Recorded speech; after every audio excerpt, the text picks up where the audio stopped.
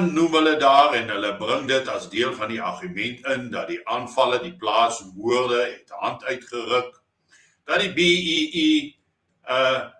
'n ongrondwetlike daad is, dat grondonteeneming onaanvaarbaar is, en ewe skielik was dit die eerste keer ooit dat 'n wêreldleier die ANC sedert 1912 in die bek geruk het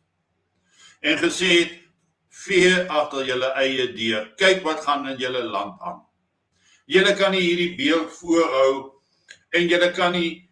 aanklagte teen Israel inbring oor genocide, volksmoord, terwyl julle self dit in Suid-Afrika ervaar nie. So dit was vir die ANC-regering 'n baie groot skok, en daarmee saam dan die staking van die USAID, of soos baie mense sê die USAID,